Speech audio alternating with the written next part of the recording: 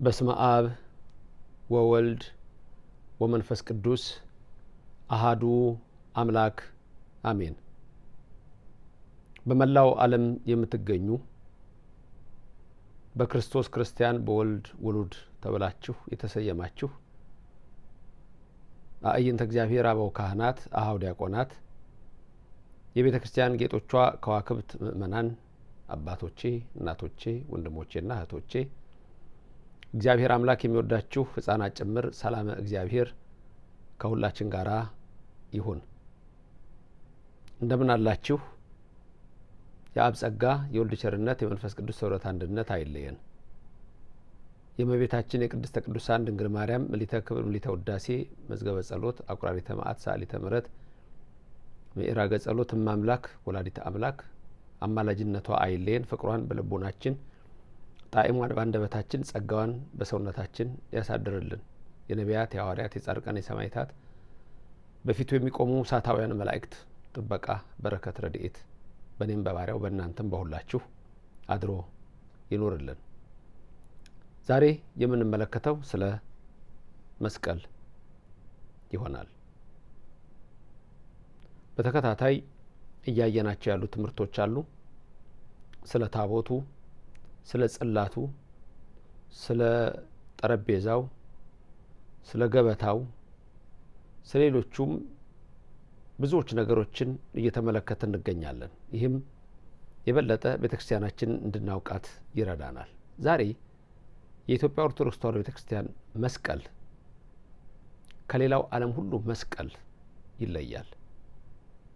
ከታቦቱ ጋራም የተገናኘ ነው። እንዴት? ዛሬ እሱን እንመለከታለን። የነቢያትን የሐዋርያትን የሊቃውንትን ጉባኤ ባረከ እግዚአብሔር የእኛንም ይባርክልን። በሐዋርያት መካከል የነበረች እመቤታችን በመካከላችን ትሁንልን። የሞቱ ዘመዶቻችን ያጽድቅልን። ደማቸው የሚፈሰውን የኦርቶዶክሳውያንን ወገኖቻችንን ሁሉ ክርስቲያኖች ተመልክቶ እግዚአብሔር ምሕረቱን ያድርግልን። ሌሎችንም ማንም የማይሞትባት የሰላም ምድር እንዲያደርግ ሀገራችንን የእሱ ቸርነት ይደረግልን። የምንሰማውን ቃል ሁሉ በልቡናችን ይጻፍልን። ቤተ ክርስቲያናችን እንድናውቃት አምላካችን መንፈስ ቅዱስ ይርዳን። ይህ ትምህርት ከጠቀማችሁ አሁን ላይክ ሼር አድርጋችሁ ጀምራችሁ እንደዚሁም ደግሞ ሌሎች ሰዎች ደግሞ ማስተላለፉን እንዳዘነጉ። በዚህ ላይክና ሼር አድርጋችሁ ማስተላለፍ፣ እንደገና በአፋችሁ ደግሞ የሰማችሁትን ለሰው መመስከር ሁልጊዜ ይሄንን አደራ እላለሁ። አዲስ የሆናችሁ ሰዎች ደግሞ ሰብስክራይብ አድርጋችሁ ገና በተከታታይ የሚሰጡት በጣም ምስጢራዊ የሆኑ የኢትዮጵያ ኦርቶዶክስ ተዋሕዶ ቤተክርስቲያን አስተምሮች ስላሉ እነሱን እንከታተላለን። የሰላም አምላክ ከሁላችን ጋር ይሁን። የተወሰኑ መስቀሎች እስቲ ላሳያችሁና ልዩነታቸውን እንድታዩ ፈልጋለሁ። ለምሳሌ እዚህ የብረት መስቀል አለኝ። እነዚህ መስቀሎች እዚህ ጋር ይሄ 4 ማዕዘን ቅርጽ አለው። እዚህ ጋር ደግሞ ራሱ መስቀል ነው። እዚህ መሰሶ አለው። ችን ስተዋት ደግሞ ከላይ መስቀል አለች፣ ከታች እንደ ብር አይነት ነች፣ ከታች እንዲህ ያለች ነች። እቺ የግብጽ መስቀል ነች። የመጣችውም ከግብጽ ነው። በኢትዮጵያ አቆጣጠር 1921 ነው። ታላቅ አባቴ የሰጡኝ ስጦታ ነው። እቺ ከታች ቅርጿ እንደምታዋት እንዲህ ያለች ነች። በአብዛኛው ከኢትዮጵያ ኦርቶዶክስ ተዋሕዶ ቤተክርስቲያን ውጭ ያሉት መስቀል የሚይዙ የኛ ኦሪየንታል የሚባሉቱ እንደዚህ አይነት ነው ያላቸው። ካቶሊኮች አሁን እኛ ሀገር ነው የጀመሩት እንጂ እንደዚህ አይዙም። በካቶሊክ በሮማን ካቶሊክ የለም። የኢስተርን ራይትስ ራሱን ችሎ ሊከተል ይችላል። በአብዛኛው ግን የኢትዮጵያው መከተል ነው። ኢትዮጵያ ውስጥ ያሉ ካቶሊኮች ድንገት ካያቸዋቸው ምንም ከሮማውም ከሌላውም ጋር የሚያገናኛቸው ነገር ከኛ ጋር ነው የሚገናኙት። ፒያሳ ሄዳችሁ ብታዩ እንዴት እንደሚያከብሩ እንዴት እንደሚያደርጉ ተመልከቱ። እና አንዳንድ ጊዜ እንደውም አንዳንድ ካቶሊክ ወንድሞቼ እህቶቼ ብዙ የምጠይቃችሁ ጥያቄ አለ። ቅዳሴውን ወስዳችሁ እዛ ከቀደሳችሁ፣ ከበሮን ወስዳችሁ እዛ ካረጋችሁ፣ መቋሚያውን ወስዳችሁ እዛ ካረጋችሁ፣ ታቦቱን ወስዳችሁ እዛ ካረጋችሁ ለምን እንደምትሄዱት? ወደ መሄድ ለምን አስፈለጋችሁ? ይሄ እናንተ ናችሁ የምትመልሱት። እንድትበሳጩብኝ አይደለም፣ መልሱን እንድትነግሩኝ ነው። ለምን እንደምትሄዱት? ይህን እንግዲህ ለእናንተ ተዋለሁ። አሁን ፕሮቴስታንት አይዝም ጭራሽ መስቀል በእጁ አሁን ካልጀመሩ በስተቀር እንጀምር አንዳንዶቹ ይላሉ እንጂ በእጅ መስቀል አይዝም። ካቶሊኮቹም እንደዚህ ይዘው አያሳልሙም። ኦሪየንታል ቸርች ግን መስቀል ይዛሉ። ብዙ ጊዜ ካህናቱን እጅ ይስማሉ። በእኛ ደግሞ ይሄ መስቀል እንግዲህ በጣም በጣም ትልቅ ነገር ነው እና እነዚህ ሁለት የመስቀል ቅርጾች ልዩነት ታዩባቸዋላችሁ። በትልልቁም ደረጃ ባሳያችሁ ለምሳሌ ይሄን መስቀልና ይሄን መስቀል ይዩ። ከላይዋቸውና ከታች ደግሞ እንደዚህ ዋቸው። ይሄ ቅርጹ ይታያችኋል። ይሄ 4 ማዕዘን ቅርጽ አለው። እችኛ ቅርጽም ተጨማሪ አለች። እችኛዋ ቅርጽና እችኛዋ ቅርጽ ተመሳሳይነት ነው የምታዩባት። እቺ እዚህ ጋር የምታዩት ቅርጽና እቺ ተመሳሳይ። ይሄ 4 ማዕዘኑ እዚህ ጋር የለም። ይሄም በግሪኮች ወይም በግብጾች ወይም በራሻዎች የሚሰራ መስቀል ነው። የኛ ግን ይሄን ቅርጽ ታውታላችሁ። ጥሩ። እንደገና ደግሞ ለምሳሌ ይሄ በግብጽ የሚሰራ መስቀል ነው። ይሄ መስቀል በግብጽ ነው የሚሰራው። ይሄ መስቀል እዚህ ጋር የምታዩት ቅርጽ አለ። ይሄ ቅርጽና አሁንም ይሄን የኛን መስቀል ላሳያችሁ። ይሄ ቅርጽ ይለያል። የኛ ስኩዌር ነው ወይ ሬክታንግል ነው ቅርጹ። ይሄኛው ግን እንደዚህ ነው፣ ዝም ብሎ ምልክት ነው። ይሄኛው ሬክታንግል ነው ቅርጹ፣ ወይም ስኩዌር ይደረጋል። የኛ ራሷን ችሎ ስተዋት ቅርጿ በቃ እዋት የምትመስለው ነው። እዋት እቺ አለች ትቀጠላለች። እቺ ግን ፓርት እዋት ተመልከቱ። እንደገና መስቀል ስንይዝኛ አንዳንዴ እንዲህም ደግሞ እናረግና እንይዛለን። ሸፈን ይደረጋል። ይሄኛው ክፍል ነው ሸፈን የሚደረገው። አይታችኋል እንደሱ ሲደረግ። እኔም ብዙ ጊዜ ይዛለሁ፣ ቤተክርስቲያን እንደዛ አረጋለሁኝ። ወይም ገጠር ነው ወይም ደግሞ አንዳንድ አባቶች እንዲያርገው ሰበን አርገው እንደዚህ አርገው ታያላችሁ። እቺ ትሸፈናለች። ይሄኛው ክፍል ይሸፈናል። የቱ ክፍል ማለት ነው? እቹት ስኩዌሯ አያችኋት? ስኩዌር ነች፣ ሬክታንግል ነች። በምንሳለምበት ጊዜ ይሄ ልብሱ ብዙ ትርጉም አለው። የእመቤታችን ሰበን አለ፣ ለቶማስ የተሰጠው ያንን ይዙት ነበር፣ ይፈውሱበት ነበረ። ጌታችን የለበሰው አለ። ከዛ ደግሞ በኋላ ነግራችኋለሁ ሌላ ደግሞ እዚህ ጋር የሚለብሰውን። ከዚህ በፊትም አስተምራችኋለሁ። እንደውም አንድ አባት ለእኔው ለራሴ መልሰው ሲያስረዱኝ ነበረ። ይህንን እኔ በጣም በብዙ እንትን ነበረ ገልጬ የነበረው ታስታውሱ ከሆነ እና አሁን መስቀል በምንስምበት ሰዓት ሰው መጥቶ ሲያሳልማችሁ የቱን ክፍል ነው የምትስሙት? የቱ ክፍል ነው የምትስሙት? እዚህ ጋር ነው የምትስሙት? እዚህ ጋር ትስማላችሁ? እዚህ ጋር ትስሙ? እዚህ ጋር ሳትስሙ እንዴት ነው የምትስሙት? ካህኑ ሲያሳልማችሁ በአንዳንድ ቦታዎች ልዩነት አለ። አሁን ለምሳሌ የትግራይ ኤርትራ አካባቢ ሲሳለሙ ራሳቸው ያዘርገው የሚሳለሙበት መንገድ አለ። ካህኑ ይዞ ሲሄድ እጁን ጠጋ አድርገው ተጠግተው እንዴት ደገፍ አድርገው ይስማሉ።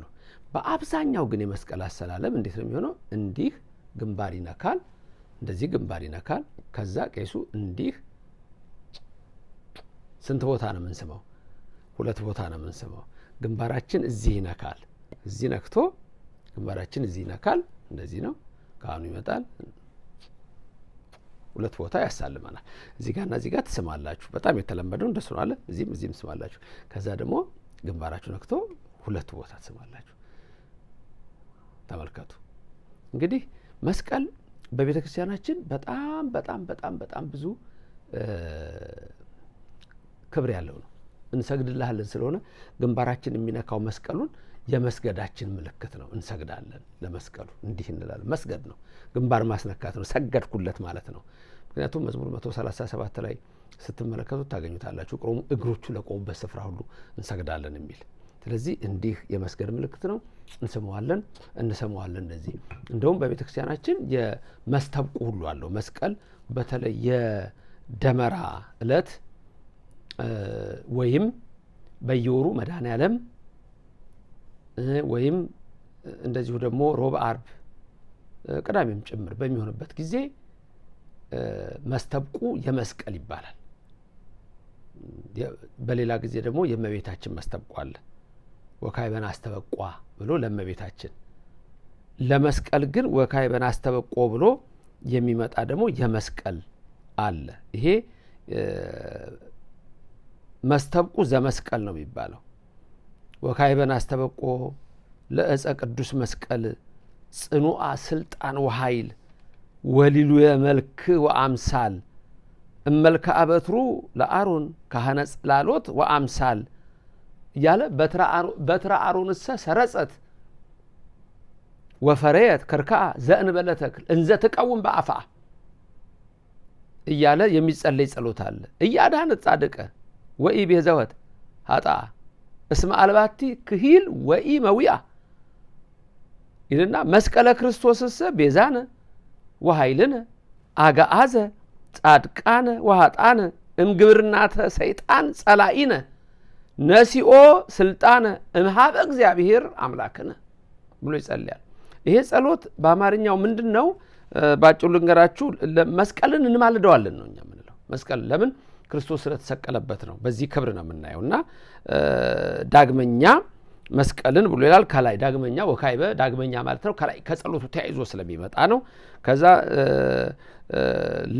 ለእፀ ቅዱስ መስቀል ጽኑዓ ስልጣን ወኃይል እያለ ነው የሚመጣው። ጽኑ ስልጣን ላለው ኃይል ላለው ለሱ ነው። ከአሮን በትር አምሳል ነው ግን ይለያል። በትረ አሮንሰ እንተ ሰረጸት ወፈረየት ከርካአ ይላል። ልክ ነው። ዘእንበለ ተክል ሳትተከል የአሮን በትር ለምልማለች። ጥሩ እሰይ። ግን እንዘ ትቀውም በአፋ ግን እዛው ቆመች ይላል። እዛው ቆመች። ከዛስ እዛ ቆማ እያዳነት ጻድቀ ወኢቤዘወት ሀጣ ጻድቃንን ልታጸድቅ ሀጣንንም ልትቤዥ አልቻለችም። ያች እዛ በብሉይ ዘመን የነበረችው የአሮን በትር ግን ሳይተክሏት ምን ሆናለች? ለምልማለች፣ አፍርታለች። ግን እስመ አልባቲ ክህል ወኢመውያ አንድ የሚያንሳት ነገር አለ። ምን? ክህሎት መቻልና ማሸነፍን የዲያብሎስን ኃይል ድል አድርጋ እኛን ወደ ገነት ልታገባን አልቻለችም። መስቀለ ክርስቶስስ አለ።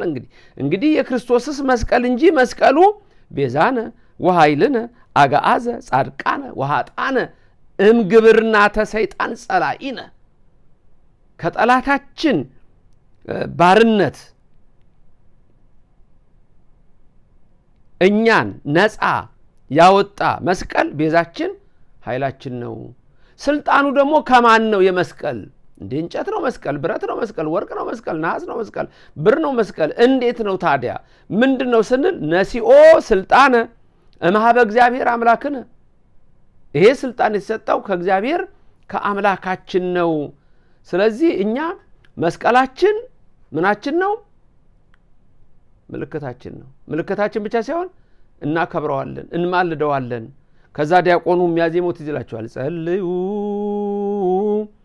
ቅድመ መስቀል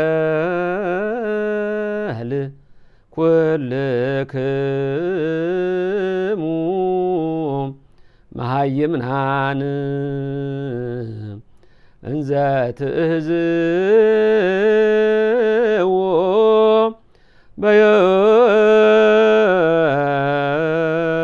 በየማን ወትክህድዎ ለሰይጣን እስመ ተቀደሰ በደመ ክርስቶስ መድህን። ከዛኛ ምእመናኑ ክቡር አንተ ብለው ደግሞ እናዜማለን። ይሄ በቤተክርስቲያን የሚዜም ነው። ክቡር አንተ ንጉሠ እጽዋት ነው እኮ ምንለው። የእጽዋት ንጉሳቸው መስቀል ክቡር ነህ እንለዋለን። ተመልከቱ፣ ክቡር ነህ አንተ መስቀል ወክቡር አንተ ወክቡር አንተ አንተ የተከበርክ ነህ አንተ እጸ መስቀል ክቡር ነህ ወክቡር ኧረ ክቡር ነህ ዘተቀደስከ በደመ ክርስቶስ ቃል። ተመልከቱ፣ በክርስቶስ ቃል ደም ተቀድሰሃልና እያልን ከዛ ካህኑ ለክብረ ዝንቱ መስቀል ክርስቶሳውያን ንስግድ ወይም ደግሞ ንሰግድ እያለ ስለ መስቀል ይነግረናል። ንስግድ እያለ መስቀል ይህን ያህል በኦርቶዶክስ ክርስቲያን ክብር አለው። ሁልጊዜ ጸሎታችሁ ላይ የዘውትር ጸሎት ስትጸልዩ ሁልጊዜ የምትሉት አለ።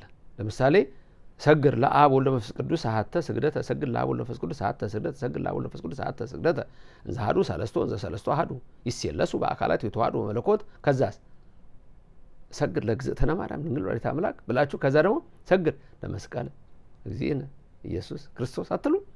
ታደሰ ስብሐት ስትሉስ ስብሐት ለአብ ስብሐት ለወልድ ስብሐት ለመንፈስ ቅዱስ ብላችሁ ሶስቴ ካላችሁ በኋላ ስብሐት ለእግዝእትነ ማርያም ድንግል ወላዲተ አምላክ ካላችሁ በኋላ ስብሐት ለመስቀል እግዚእነ ኢየሱስ ክርስቶስ አትሉ? ምስጋና ምስጋና ምስጋና፣ ስግደት ስግደት ስግደት። ይሄ የቤተ ክርስቲያናችን ትምህርት ነው። ለምንድን ነው እንደዚህ ካህኑም ኑ እንስገድ ለመስቀል የሚለን? መስቀል ደግሞ በቤተ ክርስቲያናችን መባረኪያ ሆኖ ሁሉ ነዋያት የሚቀደሱበት ማክበሪያ ሆኗል። መስቀሉ ራሱ ሲመጣ በመስቀል ተባርኮ ነው ይመጣው። ስለዚህ እንዴት ነው መስቀል እንዲህ ሊከበር የቻለው የሚለውን ነው። ትምህርቱን መከታተል ይጠቅማቸዋል። የኢትዮጵያ ቤተክርስቲያን መስቀል በአዲስ ኪዳን የጀመረ አይደለም። መጀመሪያ ገና ማወቅ ያለባችሁ ሁልጊዜ ስለ ኢትዮጵያ ቤተክርስቲያን ስታወሩ ከሁሉም እምነቶች የተለየች መሆኗን የምታዩበት አንዱ መንገድ ይሄ ነው። አንዳንድ ሰዎች ደስ አይላችሁም ኢትዮጵያ የተለየች ነች በእምነት ሲባል ንገሩኛ። ይሄ አንዱ የተለየችበት እኮ ነው። አሁን የምነግራችሁ ነው። እኔ መስማት መማር ጥሩ ነው። አንዳንዴ መልስም ስትሰጡ ደግሞ ትምህርቴን ስሙ፣ አደራ ባካችሁ። ትምህርቴን ሰምታችሁ ሞክሩ። ጥሩ ነው። ለመማር ይጠቅመናል። እግዚአብሔር ይባርካችሁ ባላችሁበት ሁላችሁንም። ትልቁ ነገር ግን ምንድነው? መስቀል እኛ በተለየ መልኩ የኢትዮጵያ ኦርቶዶክስ ቤተክርስቲያን መስቀል የተለየ ነው ስላችሁ አሁን ካሳየኋችሁ ከነዚህ ሁሉ መርዳት ትችላላችሁ። ከታች ያለው ክፍል ይለያል፣ ከላይ ተመሳሳይ ነው።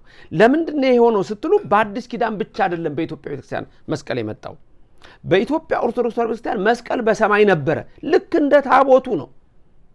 እንደ ታቦቱ ነው ማየት ያለባችሁ፣ እንደ ጽላቱ ነው። ለምሳሌ ጽላቱ በሰማይ ነበረ። ማን ነው ጽላቱን የሰጠው? እግዚአብሔር ነው የሰጠው። ለማን ነው የሰጠው? ለሙሴ ነው። በአዲስ ኪዳን ለማሰጠ የአዲስ ኪዳን ታቦት ልዩ ነው ከብሉይ ኪዳን የምትሉኝ ሰዎች እስቲ ያስተውሉ ተባካችሁ። ለማን ነው የተሰጠው በአዲስ ኪዳን ታቦት? ለሙሴ ነው። በቃ አንድ ጊዜ ነው የሰጠው እግዚአብሔር፣ አንድ ጊዜ ሰጠ፣ አለቀ። አንዳንዴ ለማሽሞንሞን የተለያየ መንገድ ስትሉ እንደው ከሌላው የተጣላችሁ እየመሰላችሁ አይደለም። እምነታችንን ጠንቅቀን እንወቅ። መስቀል በሰማይ አለ። ምልክቱም ቅዱሳን መላእክት ሱራፌል፣ ኪሩቤል ሥላሴን በሚያመሰግኑበት ጊዜ እንደገና ደግሞ በሚሰግዱበት በዙፋኑ ላይ ያለውን ወልድን እየተመለከቱ ወደፊት ዓለምን መጥቶ እንዴት እንደሚያድን ሲያዩ ኢሳይያስ 6ን ታውቃላችሁ። በሰማይ በረጅም ዙፋኑ እግዚአብሔርን አየሁት፣ ሱራፌል ዙሪያውን ቆመዋል፣ 6 ክንፍ ነበራቸው አይደል የሚለው ኢሳይያስ 6። በሁለት ክንፋቸው ይበራሉ፣ በሁለት ክንፋቸው ፊታቸውን ይሸፍናሉ፣ በሁለት ክንፋቸው እግራቸውን። ትምህርተ መስቀል ይባላል። ይሄ መስቀል ነው። እንዲህ ተሰቅለ ዓለምን ታድነዋለህ ሲሉ በብሉይ ዘመን ጀምሮ ኦሪት ዘጸአት 17ን ተመልከቱ። የአማሌቅን ኃይል እንዴት ድል እንደተመታ ተመልከቱ። የአማሌቅ ኃይል እንዴት ነው ድል ነበር የተመታው? ከቁጥር 1 እስከ 8 ተመልከቱ። ሙሴ እጁን ዘርግቶ ነው አይደለም? አሮንና ሆር እየደገፉት አምሳለ መስቀል ነው። ይሄ እኮ እኛ ጋር የውሃ ደራሽ የለም። እንደው እንደ ኢንዲያ፣ እንደ ሲሪያ፣ እንደ ሮማ፣ እንደ ግብጽ፣ እንደ ግሪክ ብትለኝ ቀድመው ጣዖት አምላኪ ናቸው። ብሉይ ኪዳን የላቸውም። ስለዚህ እኛ የምናወራው ነገር ሁሉ በእነሱ ዘንድ የለም። ልዩነታችን ደግሞ ይሄ ነው። አንዱ ልዩነታችን ይሄ ነው። ስርዓታችን ልዩ ነው። መጽሐፍ ቅዱሳዊ መሆናችን ልዩ ነው። ከዓለም ከተፈጠረበት ጀምሮ እግዚአብሔርን ማምለካችን ልዩ ነው ክርስቲያኖች። ስለዚህ መስቀል በሕገ ልቡና፣ መስቀል መጀመሪያ በሰማይ፣ መስቀል በሕገ ልቡና አለ፣ መስቀል በሕገ ኦሪት አለ፣ መስቀል በአዲስ ኪዳን አለ። ልዩነቱ ምንድን ነው? በብሉይ ዘመን እንዲህ ተሰቅለህ ታድናለህ፣ እንዲህ ተሰቅለህ ታድናለህ ነው። ዮሐንስ ወንጌል ምዕራፍ 3 ምን እንደሚለን ሙሴ በምድረ በዳ እባብን እንደሰቀለ አይደለም እንዴ? ዘኍልቍ 21 22 ስታነቡ ታዩታላችሁ እኮ ሙሴ በምድረ በዳ እባብን እንደሰቀለ እንደዚሁ የሰው ልጅ ኢየሱስ ክርስቶስ ሊሰቀል ዘንድ ይገባዋል እኮ ያለን መስቀል ነው። ቀድሞ ተነግሯል። መስቀል ዛሬ የመጣ አይደለም በኢትዮጵያ ኦርቶዶክስ ተዋሕዶ ቤተክርስቲያን። ስለዚህ ይህንን መስቀልኛ በምን አይነት መልክ ነው የምንገልጸው? ልዩነቱን ልነግራችሁ ነው አሁን። እግዚአብሔር መንፈስ ቅዱስ በእኔም በባሪያው በእናንተም አድሮ ይኖርልን። እንግዲህ ላሳያችሁ ቅድም ያልኳችሁ ነገር ከታች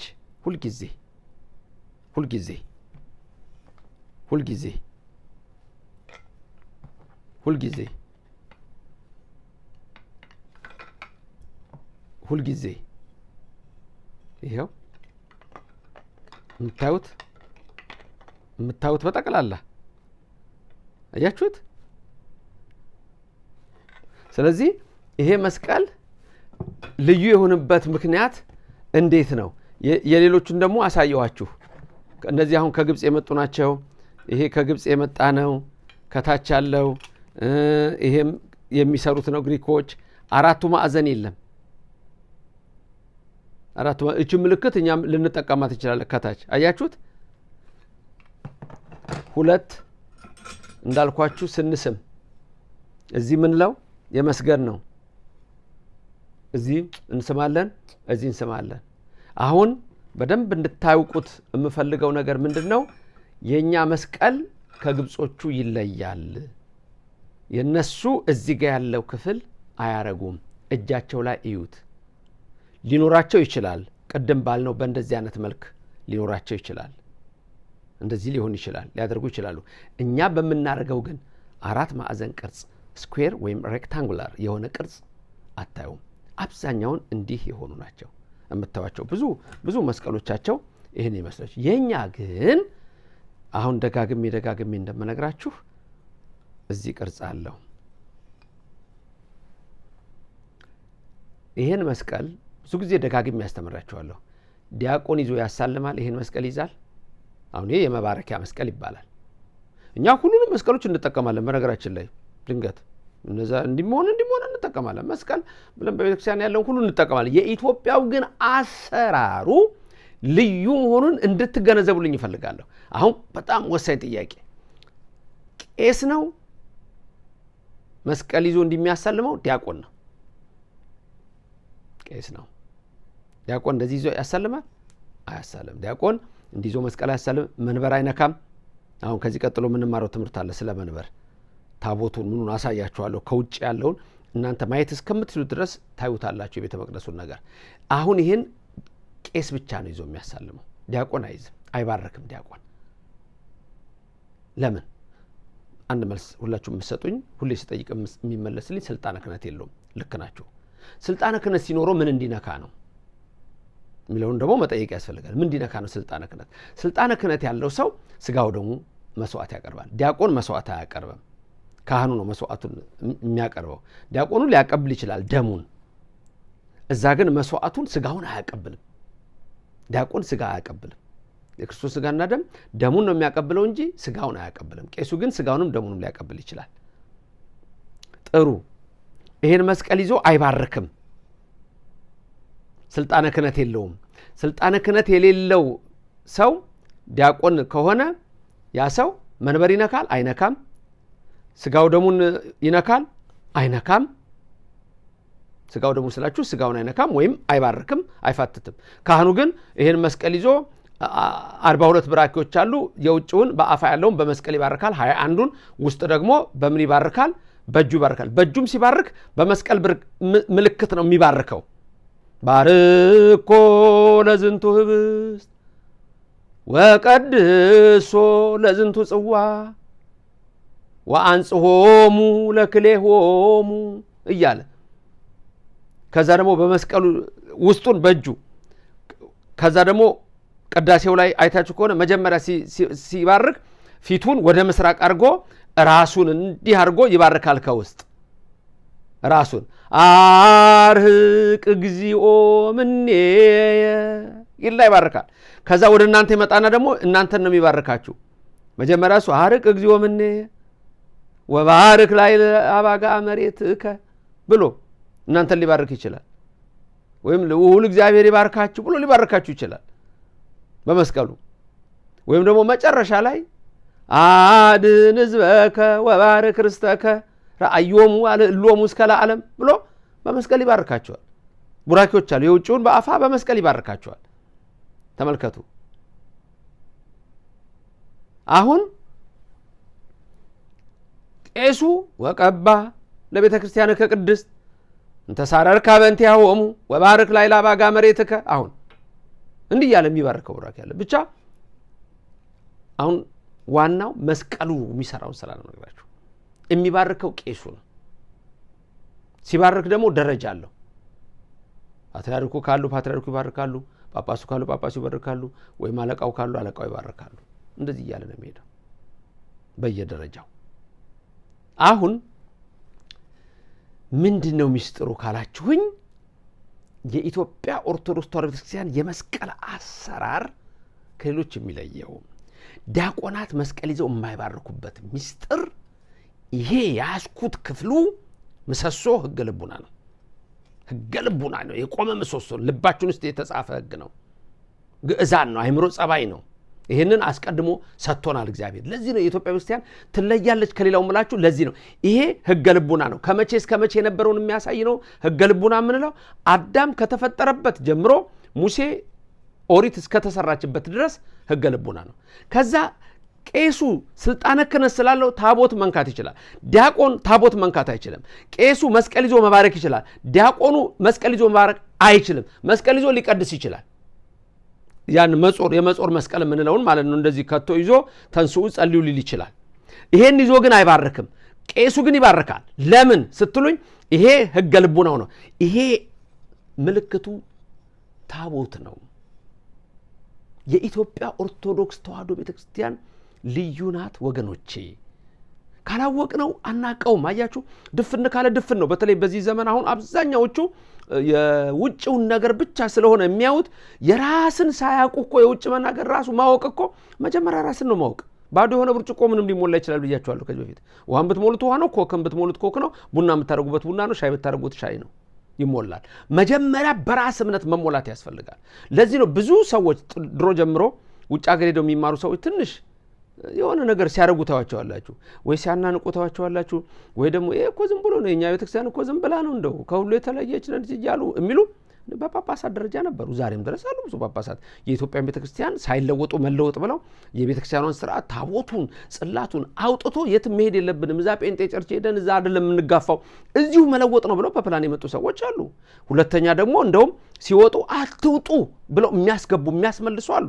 ተመለስና ግባ እያሉ ተመልሰ ገብተ ውስጥ ሆነ 10 ሰው ብትበርዝ ነው የሚሻልህ። 10 ሰው እንደዚህ ነው እየተሰራ ያለው። ብዙ ሰው ግን አልገባውም። አንዳንድ ልጆችም የገባቸው አልመሰለኝም። ገና ዝም ብለው ሌሎቹም የተነፈሱትን ብቻ ሲያስተጋባው ያለሁኝ። ጥንቃቄ ያስፈልገዋል። ክርስቲያኖች ኦርቶዶክስ ተዋሕዶ ቤተክርስቲያንን ልወቅ ካልክ እወቅ። ይሄ ነው ትልቁ ነገር። ስለዚህ ይሄ በየትኛውም ላይ የምታዩት ታቦቱ ነው፣ ምሳሌ ነው። የታቦቱን ቅርጽ ነው የሚያሳያችሁ። ተመልከቱ። ዲያቆን የማይዝበት ምክንያትም ይሄ ነው። ስልጣነ ክህነት የሌለው ታቦት መንካት አይችልም። ታቦት ማክበር አይችልም። ስጋና ደሙን መፈተትና መባረክ አይችልም። ዲያቆን መጨረሻ ላይ ደም ሊያቀብል ይችላል። እሱ ነው ደግሞ ትምህርቴን ጨርሳችሁ ስሙ። አደራ በተለይ መልስ ለመስጠት የምትሞክሩ ሰዎች ለምን ቁርጥ አድርጋችሁ ስትቆራርጡ የሰው ልብ ስትቆራርጡ አይቻለሁና እግዚአብሔር ይቅር ይበላችሁ። ስለዚህ ተመለሱና በደንብ ስሙት። ትምህርቱን ሁልጊዜ ማስተምረውን ትምህርት በደንብ መስማት። በችኮላ አይሆንም። የእጁ ችኩል ቀንድ ይነክሳል ነው የሚባለው፣ መከራ ውስጥ ይጥላል። ስለዚህ አስተውሎ መሄዱ በጣም የሚደገፍ ነው። እቺ የታቦቱን ምልክት የምታሳይናት ሕገ ኦሪት ነች። እዚህ ደግሞ የምታዩት ሕገ ወንጌል፣ ሕገ ክርስትና፣ ተስፋ ኢየሱስ ክርስቶስ መንግስተ ሰማያትን ነው የምታዩት።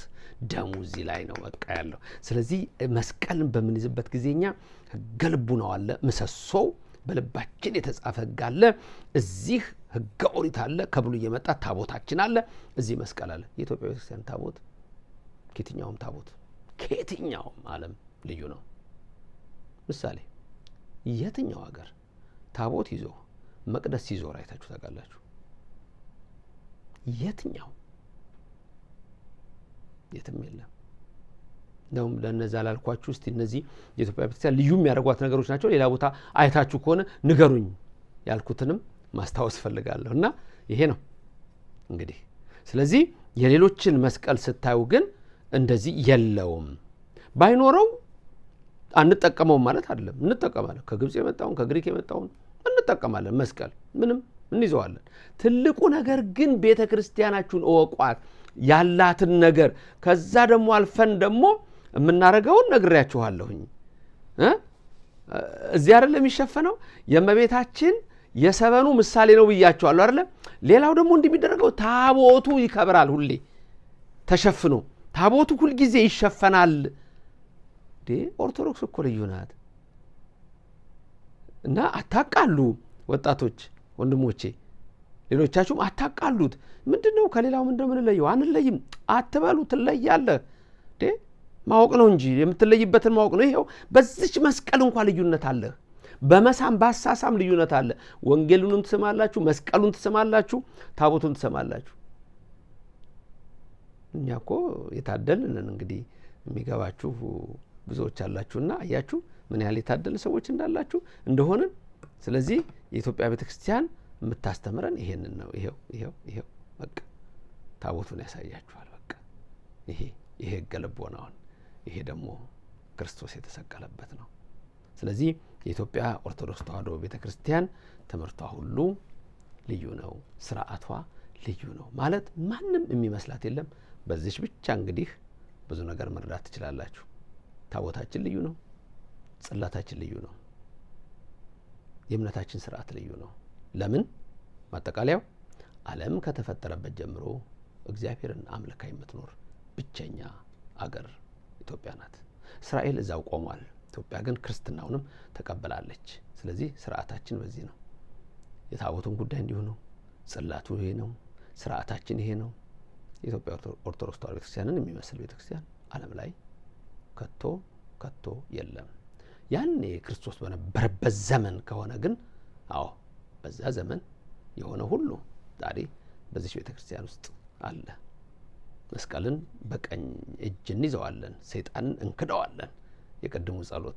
የቀድሙ ጸሎት። ስለዚህ በዚህ መንገድ ነው የኢትዮጵያ ኦርቶዶክስ ተዋሕዶ ቤተክርስቲያን ስርዓቷ፣ ህጓ ከሌሎች የሚለይ መሆኗን የምታዩት።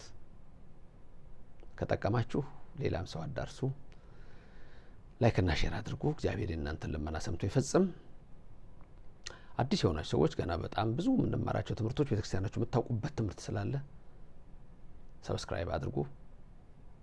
የሰማችሁትን አንድ በቃል አሰሙ። ትርጉሙን አሁን የነገርኳችሁን ትርጉም አስረዱ፣ አሳዩ። ኢየሱስ በዚህ ላይ ነው ተሰቅሎ ያዳነን። ለዚህ ነው መስቀል የምናከብረው።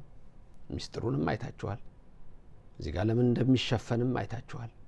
እንደሱ እንደሚደረግበት ጊዜ ሁሉንም መስቀሎች እንጠቀማቸዋለን። ደሙን አፍስሶ ያዳነን ኢየሱስ ክርስቶስ ስሙ ለዘላለም የተመሰገነ ይሁን። የመስቀሉ ኃይል ትርክዛ ሆኖ የሲኦልን ባህር ያሻግራችሁ በቀራንዮ አደባባይ ሕማማትን ታግሶ በ5 ቅንዋት ተቸንክሮ ደሙን ያፈሰሰው ኢየሱስ ክርስቶስ ሁላችንን ይቅር ይበለን። በኢትዮጵያ ኦርቶዶክስ ተዋሕዶ ቤተክርስቲያናችን ለመስቀል ልዩ ክብር አለን። ከኛ ጋር ተመሳሳይ የሆኑ የእምነት አብያተ ክርስቲያናትም እንዲሁ ለመስቀል ልዩ ክብር አላቸው። ግን የኛ መስቀል ልዩነት እንዳለው ይሄን አሳይቻችኋለሁ። መስቀል በእኛ ዘንድ